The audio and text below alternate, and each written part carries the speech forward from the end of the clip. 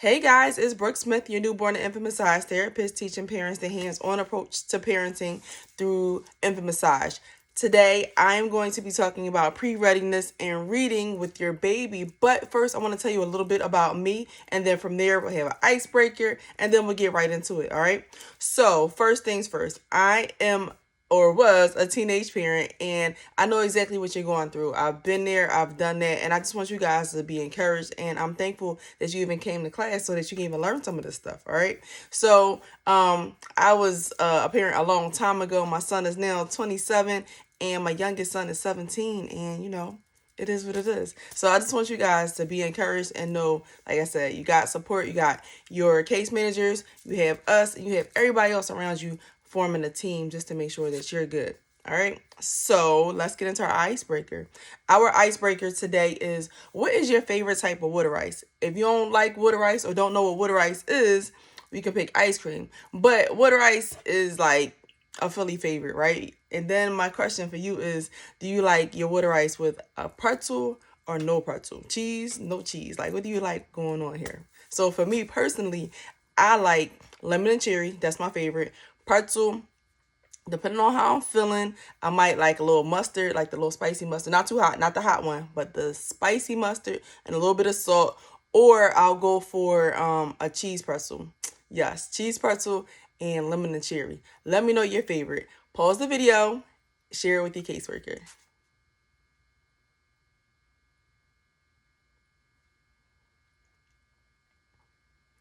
All right, guys, thank you so much for sharing. I appreciate that. I know you guys, it takes a lot to share, and I appreciate you doing that. So, like, just get comfortable. We're going to have a good time. We're going to have fun. All right.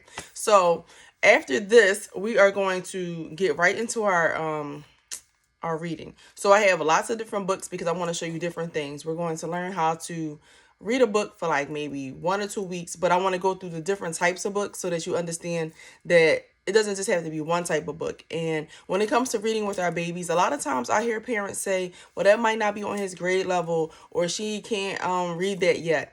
Listen, we put our babies in front of the TV all of the time, and the stuff that's on TV is never grade level. If you got a little baby and she 3 or 4 months, there's nothing on TV that is for a 3 or 4 month old baby. It's just not.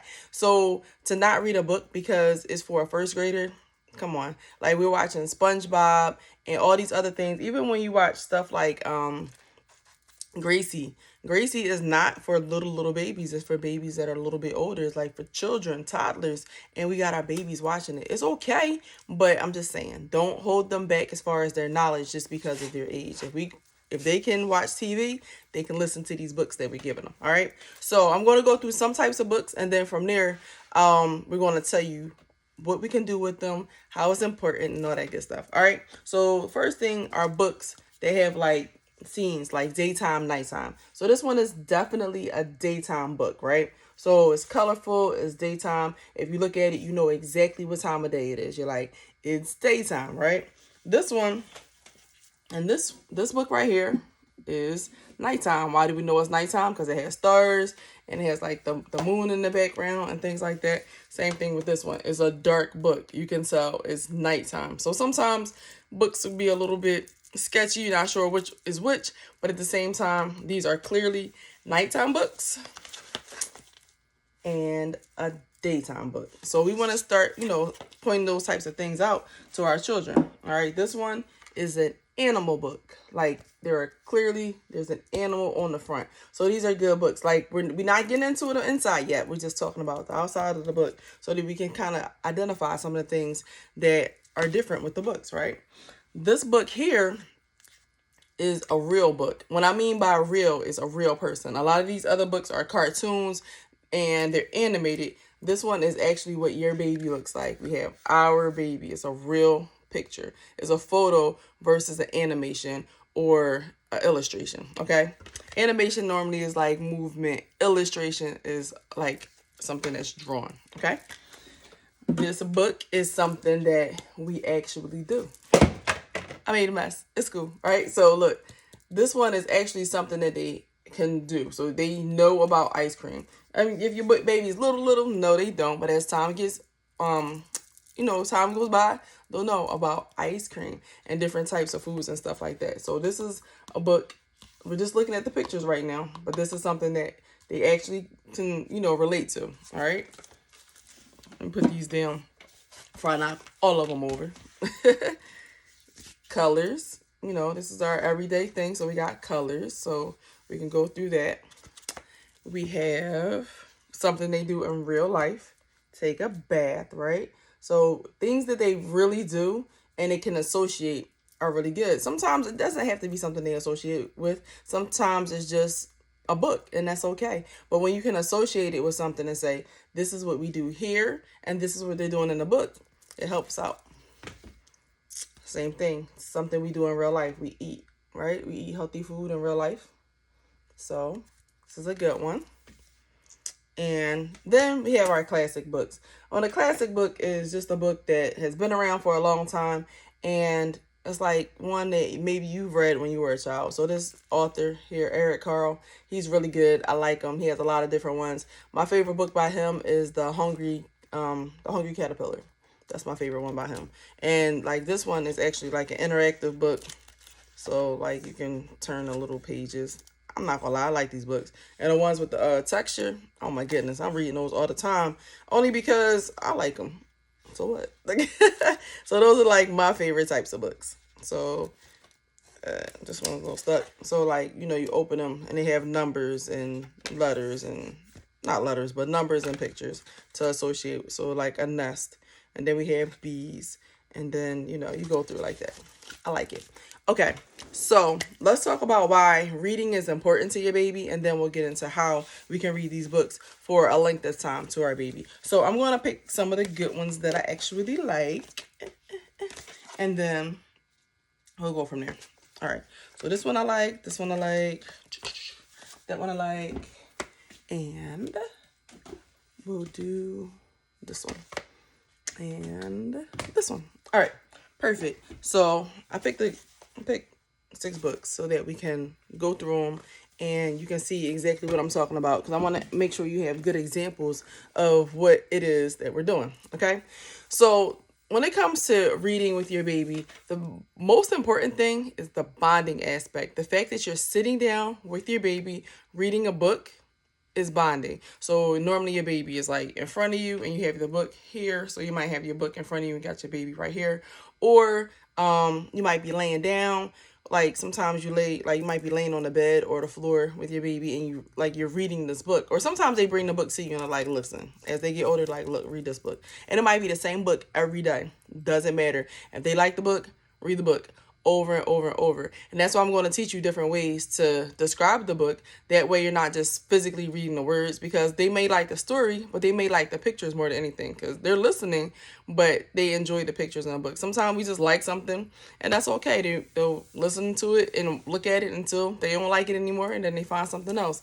And that's important that you just, go with it, so that way, they're good. Okay. So the other thing it helps with are, verbal skills. So as they are listening to you, they are watching your mouth. So when you're making certain sounds like the th, they see the tongue coming out, or k, they like watch you. They're watching you all the time. So if they're watching you, make it useful. You're your baby's first teacher, and it's your job to make sure that they got it. So it helps them with those verbal skills. It helps them because they're listening to you. They can hear the enunciation in your voice. They can see your mouth, the way that it's moving, and it really helps them to get to the next level. The other thing with it is it teaches patience, because if they know that they have to wait their turn, then it helps them a little bit. Now, we're not teaching patience to the point where they have to sit still the entire book. Absolutely not. There's no way that's going to happen. But what you can do is, like, you have to wait for me to turn the page. That's patience. That patience. That is patience. My bad. So you want to just make sure that they are trying. So even if it's 3 or 4 seconds, the time that it took you to read the book or go through the book the way that we're going to go through it, it helps them to learn, like, I have to wait. I have to wait, because as they get older, each grade teaches them longer and longer that they have to sit still, they have to be quiet, they have to learn to kind of like wait. So this is just a little bit of that. We're not teaching long-term waiting, just a little snippet. That way they can kind of get used to like waiting their turn. It's hard. It's a hard skill, even for like toddlers and preschoolers. Waiting your turn is hard. For grown ups, sometimes waiting the turn is hard. I mean, I know you see it. I know sometimes you may not be as patient as you need to be, but we're gonna try it, right? We're gonna try the skill.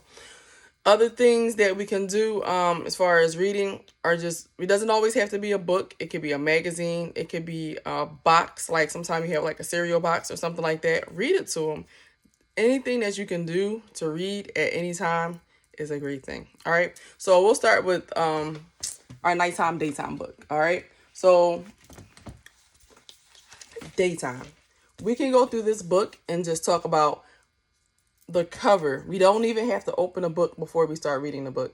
And we want to talk about like certain things like color. We talked about time of day. We talk about the seasons, how the person's feeling. And this one actually has some cool stuff because it has different tabs around the side. So you can even talk about those things. But the first thing you could talk about, like I said, daytime, nighttime. What time of day is it? How do you know? Because it's blue and the sky is blue and we have clouds outside. That means it's daytime. We can see the sky. Where is he?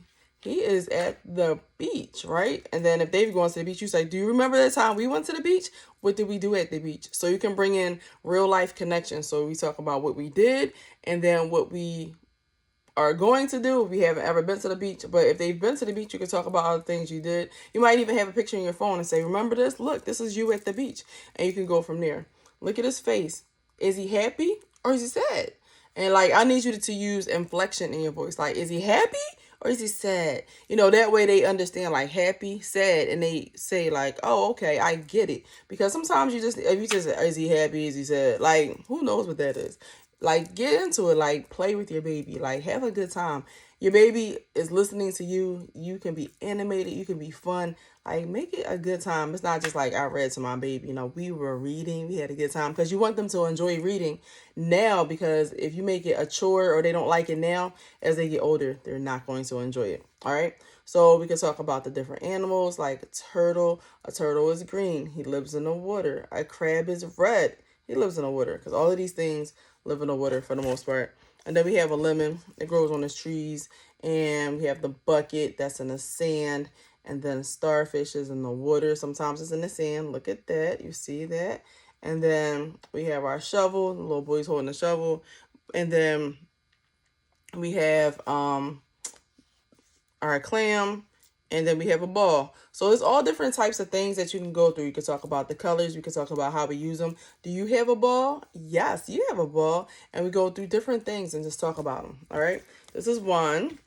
Then this one is nighttime. It's clearly nighttime because, first of all, it says the little night owl. The other thing is owls normally only come out at nighttime, right? Because they're nocturnal animals. And how do I know it's a nocturnal animal? I know it's nocturnal. But at the same time, if you didn't, go to Google, check it out, and you'll look like an amazing parent because of the fact that you know stuff. You know everything because of Google. Just tell them. They don't need to know that you don't know. They just know that you know. All right. So we go through that, and it's nighttime. There's stars out, the moon is out, the owl is out, and it's black. It's dark because you can't see the clouds outside. So these are different things that you can just go through with the cover of the book. We have not even gotten into the words, right? Let's see. These are colors. This is just absolutely like a color book. It's very abstract, and I like it because it's different. It's not your regular book. We have like different colors in here. We have like some of them have faces, some of them don't. It says some of your days are yellow, some of your days are blue. So it's referring to feelings. So we could talk about our feelings. Like sometimes we feel happy, sometimes we feel sad. And you can use this, like they're not going to know exactly what it means, but they'll hear it. And if you read this book a few times, they'll kind of like get it, and they'll hear different ways to explain their feelings and emotions. So when I'm feeling happy, I'm bright, I'm yellow. When I'm feeling sad, I'm blue. These are just different terms that people use in general to describe things, right? And then this one, you'd be surprised how many ways I change colors on different days, right? So like some days you might be happy, sad, in the middle, all that good stuff. On bright red days, how good it feels to be a horse and kick my heels. So he's saying on red, they're ready, they're excited, they're going. So like these are just different ways to explain your emotions and feelings. And this one is actually by Dr. Seuss, which is kind of cool because you know Dr. Seuss is kind of like, he's not the norm. You know what I mean? He's like kind of over the top with it. And it's kind of cool about that one. So this one's a good one. This one for the healthy eating. I like this one because we are teaching healthy habits with our baby. So it talks about different things. But when we're reading a book, we can always talk about the cover of the book. Like I said, the colors, the foods, the facial expressions. We can talk about everything on the cover of the book. And we can do those colors on every page. We can just talk about everything on each page. We don't even have to read the book just yet. But I'm just saying, you can just talk about it. A ball, a boy, gray pants, gray jacket, red shirt, a dog. Do you have a dog? We have a dog. And you just go through like, what's our dog's name? And look, it's people in the background. Who are they? Are they your friends? Are they your grandparents? Are they your sisters and brothers? It could be anybody. So, you know, who's back there? And then they're being fun, you know, having fun eating the food. She's eating an orange, being silly, and he's eating some celery. So, like, we're just eating. So we can just talk about everything that's going on in the book, even before we actually start reading, all right? After that, you have the words. You can definitely read the words. Why wouldn't we read the words? But going through the cover and all these other pictures probably takes a couple days. You don't have to do the whole book in entirety each day. You just do a little bit and then you come back a little bit, come back, because they don't always sit still for that. When they're little, you got their attention. As they start moving and crawling, not so much. So you can just go through a little bit each time. So after you do the colors and the cover, you can do the words, and then after you do the words, then you can go back to those colors and everything else, like I said. All right. And then for this last book that we're going to do, like I said, this is real. This is a real person. So as you open the book, there are real babies inside. So they can actually say, oh, these things look like me. So there's chairs, babies sitting in the chairs, babies playing. So they're real things, not cartoons. All right. So these are a few things that you can do with your baby. And I encourage you to read to your baby, continue to bond with your baby, because it's really important just to have them close to you, listening to you, watching you, mimicking the things that you're doing. I'm telling you, it's going to help out. Your baby will be brilliant. You're going to say, my baby's so smart. And that's exactly where we want to be with it, okay? So just like I said, be encouraged. Know that you're an amazing parent and you got this. Have a good day, guys.